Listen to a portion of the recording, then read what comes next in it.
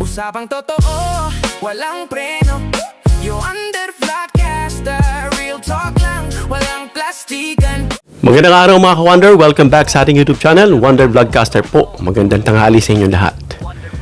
Bakit kaya ayaw bitawan, no? Sabi nga ng iba bakit parang kapituko si dating Senator or dating Senate President Alan Peter Cayetano sa kanyang posisyon bilang pagiging Senate President?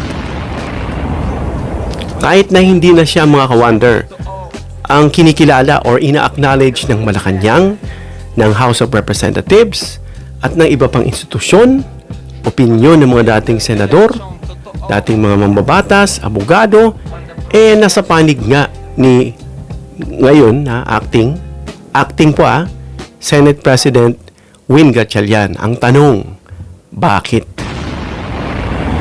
Pero bago yan mga ka-Wonder, don't forget to subscribe to our YouTube channel, Wonder Vlogcaster, 100%. Libre po ang pag-subscribe. Pindutin niyo po yung subscribe button sa ilalim, lalabas po yung bell icon, and then piliin niyo po yung all. Marami pong salamat. So marami pong nagpapahiya, no? Maraming nangiinsulto, nanlalait, kung ano-ano mga description dito sa kinatatayuan ni dating Senate President Alan Cayetano na ayaw nga bitawan itong pwesto niya diyan sa Senado at sinasabi niyang siya pa rin daw ang lehitimong Senate President. No, sabi nga ni Senator Raffy Tulfo yung mga description na kahit daw, although hindi siya binanggit pangalan, pero obvious kung na talagang siya, na kahit daw palakulin yung mukha, kahit daw itakin yung mukha, itatalsik lang daw yung itak. Description po ito, hindi po ito yung violent talaga na definition niya talagang tumbok. Ito po yung kumbaga parang figure of speech lang, na illustration lang. Na kumbaga, sa kahit gaano katalim yung palakol o yung itak, kahit daw itatak doon sa kakapal, ang pinaka-point kasi dito yung kapal ng mukha, na talagang ayaw bitawan yung posisyon. Na kahit nga raw itong chainsaw, hindi raw tatalab, masisira. No? Ganun din ang sinabi sa kanya ni Attorney De Leon. No? Itong si Attorney De Leon, dating abogado ni Senator Laila, lalo na nung siya po'y nakulong, pinakulong ni Duterte na wala namang sala. Sabi niya nga, hinahamon niya itong si Senator Alan Cayetano na magpakita ng mayorya. Sila ay 10 lang at yung bagong majority is 12. So, yun ang sinasabi na talagang ba't ayaw bitawan. Ang term nga bakit napaka-pachydermatous? No? Bakit daw nakapakakapal ng muka? Ang tanong, bakit kaya na ayaw niyang bitawan? So, mga ka-Wonder, marami tayong naririnig. Of course, hindi na ito pa-eme-eme pa na, kunyari ka pa hindi mo alam ang sagot. Alam naman natin ang sagot. No? Dahil alam natin, yung kung magbabasihan natin, yung mga facts, yung facts, katotohanan una, ano ba yung nangyayari ngayon sa ating bansa, dyan sa Senado? Nagkaroon ng krisis sa liderato ng Senado, napalitan nga yung dating majority, ngayon sila minority na, at itong majority na ay sila Win Gatchalian. At yung grupo nga ng Senador na nadeklara na nawala na nga sa pwesto na sila Alan Peter Cayetano, na bilang dating Senate President, ay at naitalaga nga itong si Senator Win Gatchalian bilang acting president. Balik tayo ron, bakit acting? Kasi yung iba naman, alam na nga, pinaliwanag na nga natin. Siguro hindi pinatapos yung buong mga videos natin, kaya nagtatanong at hindi naintindihan. Acting po kasi bakit? Ayon sa kanilang rules sa Senado, kahit dyan siguro sa nababasa nyo rin yan, na sinasaad ng ibang mga mababatas, na nakasaad daw yan sa Constitution, na kapag ikaw ay boboto ng Senate President, ang bibilangin mo ay yung pinaka-original na entire o yung buong number ng Senado mismo, which is 24, regardless of the situation or the circumstances. Kagaya kay Jinggoy, wala. Kagaya kay Jinggoy na hindi maka-attend. Kay Bato, na hindi ka makakabuo. Pero may mga argumento rin mga ka-Wonder. Gaya ng argumento ni dating Associate Justice Carpio na sinabi rin ito ni Luke Espiritu at na iba pang opinion abogado na in fact pwede na nilang botohin si Gatchalian at gawin siyang full pledge na talagang Senate President na. Yan ang nakalagay. Kasi ang totoong bilang nila ngayon, mga ka-wonder, 23. No? Hindi pa nga tinatanggal si Bato dyan eh. Si Jinggoy lang na siyang na-disqualify nga from holding public office. No?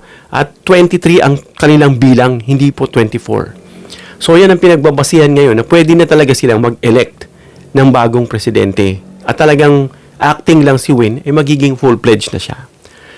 Etong Malacanang, mga ka-wonder, kinikilala na nga itong bagong majority sa liderato nga ni Sherwin Gatchalian. At inihayag nga ni Gatchalian, no, na siya, okay? Ito po ang pinakapuno dyan, na siya ang magpe-preside sa impeachment ni Vice President Sara Duterte. Yan pong sinasabi niya, mga ka-wonder.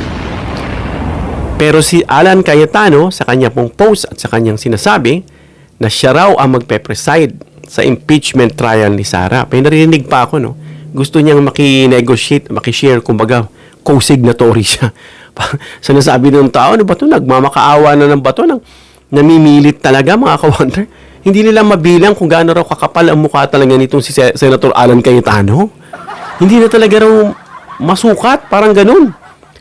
Ito nga, sabi nga ni Win Gatchalian, since siya ang acting at kinikilala, siya ang magpe-preside.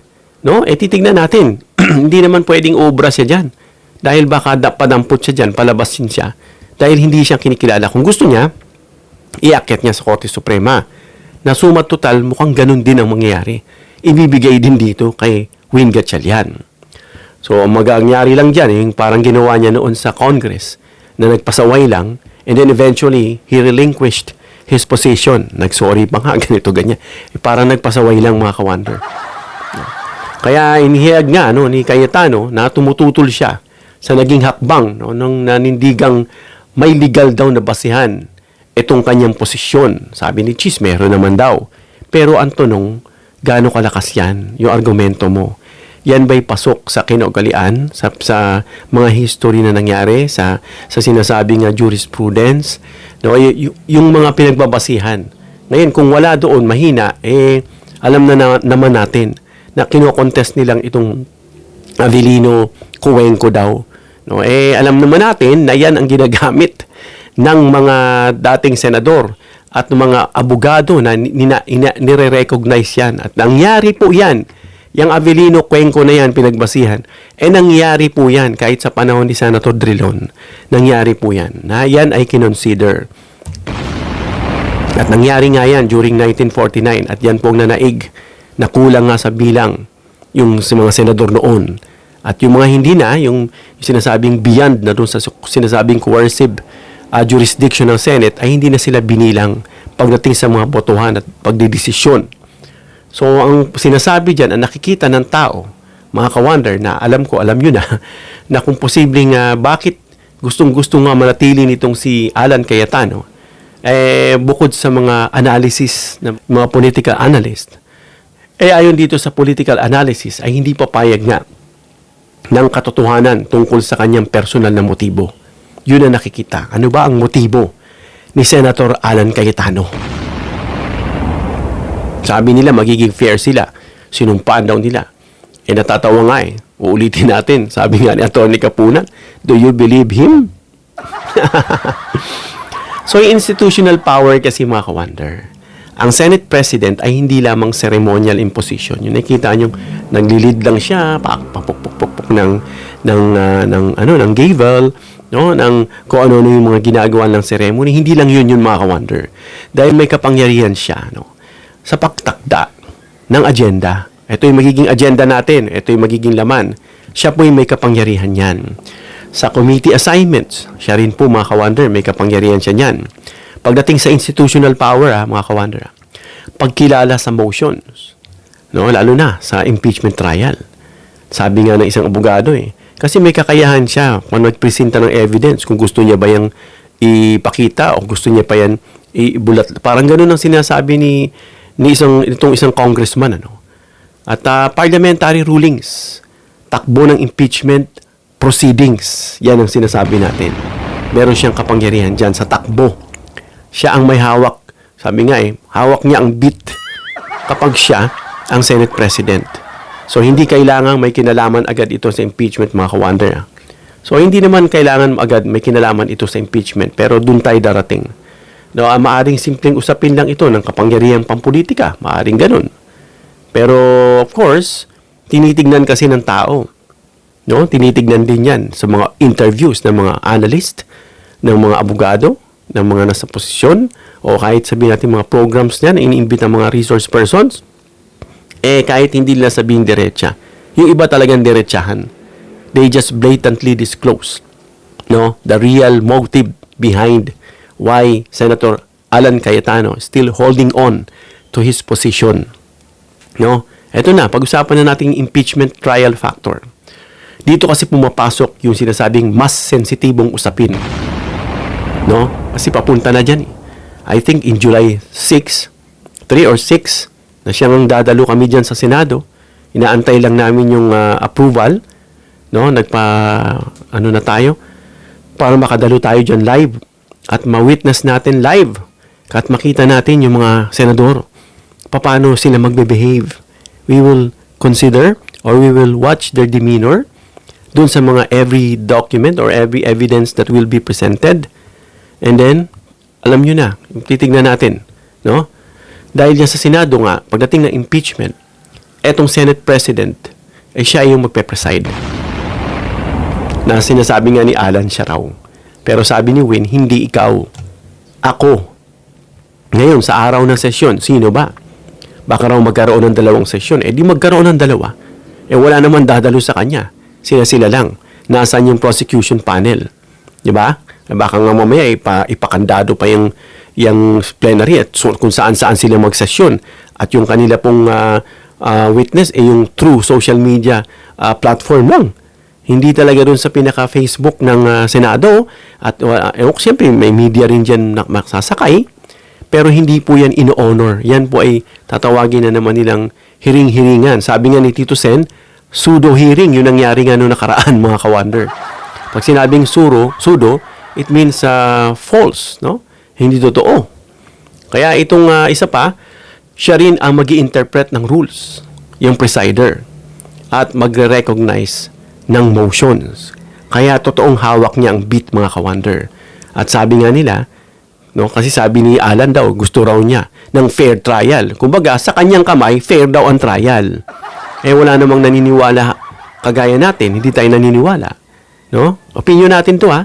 At ang daming hindi naniniwala na pinagtatawanan nga siya. Mas fair yan kung mapupunta raw sa ibang kamay, hindi sa kanya. No? Sabi nga ni Senator Rafi, lumipat na kayo sa aming mga minority except for Alan Cayetano. Siya lang mag-isa doon, sabi sa kanya. No? Hindi mo ginaganon siya ng kapwa niya, senador. Ginagawa na lang siyang katatawanan. Kaya hindi rin natin maalis, mga ka-wonder. May mga nag-iisip, no, na hiwalay, no, ang laban sa Senate presidency at laban tungkol sa impeachment. Sana ganun. Kung gusto mo lang maging yung ma-hold yung power, dahil more on political, pero hindi mo rin maihiwalay, mga ka-wonder. Ang tanong, bakit untimely ba yan? Or timely, na talagang inagaw nila yung posisyon dahil malapit na yung July 6. Hindi mo pwedeng ma-deny yan Kahit sabihin na nating nagpapa-demure pa tayo konti pagdating dyan, hindi pa rin, yun at yun pa rin ang lalabas. Kaya nga mahalagang sinasabi ng mga audience, mga ka-wonder, yung mga comments sa mga naatinan natin mga forum, no, bagamat walang pampublikong ebidensya nagpapatunay na si Cayetano ay gustong manatili sa pwesto para lamang protektahan si Sara Duterte. Pero mga ka-wonder, sila nga ay binansagang mga nakikita sila. Ayun ang tingin sa kanilang tao Sabi nga ni Rafi Tulfo no, hindi nga siya Senate President. Siya ang representante. Kumbaga Senate President daw siya. Kung di ako nagkakamali, yun ang sinabi ni Senator Rafi. Ng DDS. Diba? Straight to the point. No? Talagang walang pa eme-eme. Diretso mismo sinabi ni Senator Rafi Tulfo na siya ay senador ng DDS. Diba? Di tumbok na. Kaya ang masasabi natin, mga ka-wonder, at ng iba pang mga nakakausap natin at ng karamihan natin nakakausap at nababasa natin sa social media. No, maraming observers kasi, mga ka-wonder, alam natin, magkahiwalay. No, na may connection daw o sa leaderships o may struggle lang daw na gusto lang daw niya maging next vice president kasi matatanggal daw dong si Sara Duterte dahil siya raw baka pumalit siya Hindi naman sure yun kasi it depends on the president whom he will appoint, kung sino yung gusto niya. It doesn't mean na Senate President agad or Speaker of the House agad. No? At yun ay pagbubutuhan pa rin ng Kongreso kung papayag sila na ito yung gusto ng Pangulo. No? Kaya yun din mga ka-wonder. At isa pa dyan, yung preservation of political coalition. May kita mga ka-wonder na yung boto noong nahalal si Cayetano, na kasama nga ang tumawid itong apat, itong 2 Villar, itong si Legarda, at itong si, sino ba isa, na sumama. Si Legarda, yung 2 Villar, may isa pang sumama na siya, kaya sila nabuo. Si Pia ba yan? Basta may isa sa kanila na sumama, nakalimutan ko na. Kaya nga, 4, naging 13 sila. Na 9 lang dati. Kaya naging 13. At ito of course, may suporta rin ng mga sinasabing mga karaniwan na inuugnay sa Duterte political camp na tinawag nga silang DDS senators. So, posible nga yung pananaw nga ng kampo, mga ka-wonder, na kapag nawala si Cayetano, mababago ang balanse ng kapangyarihan sa Senado. In terms of parang leaning towards Sara Duterte. Yun yung tingin ng tao.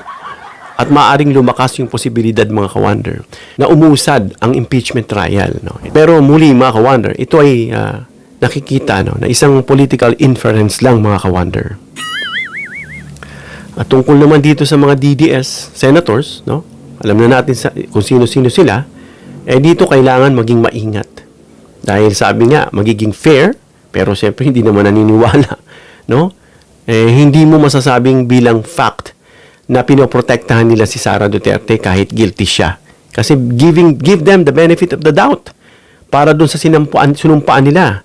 Kasi kapag yan pumalya sila, despite the evidences are so strong, no? Yet, sabi nga ni Trillanes, meron ilan dyan, 3 o 4, na regardless of the evidences or how strong they would be, wala silang paki doon. They will still acquit Sara Duterte at yun yung mag-iingat tayo sa mga yun, mga ka-wonder. So dahil hindi pa nga tapos yung impeachment, hindi pa nangyayari, at sa July 6, parang ganun ang umpisa, no? Hindi pa rin napapatunayang guilty si Sara. So mas digtas, mga ka-wonder, na wag muna natin silang banatan kasi wala pa naman yung impeachment, ano? Na of course, sa pananaw ng maraming kritiko, ang ilang senador ay malapit nga kay Sara Duterte. Nakita ko yung isang video na dumating si Sara Duterte. Ano? Ang daming comments sa baba. Pinagbabash si Sara. At kung ano nang pinagsasabi. Na kung umasta raw, kala mo prinsesa, dumating daw doon sa office.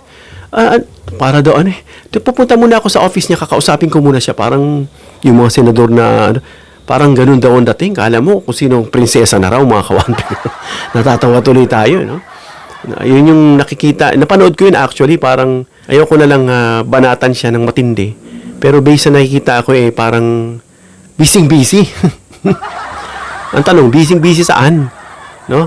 At pupunta raw siya doon, may kakausapin daw siya, no? So yun nga, at yan yung opinion, political observation na sinasabing opinion, hindi naman aligasyon, mga ka-wonder, no?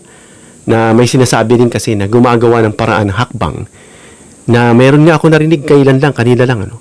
Na gumagawa sila ng paraan talaga para mapatigil itong impeachment ni Sara Duterte.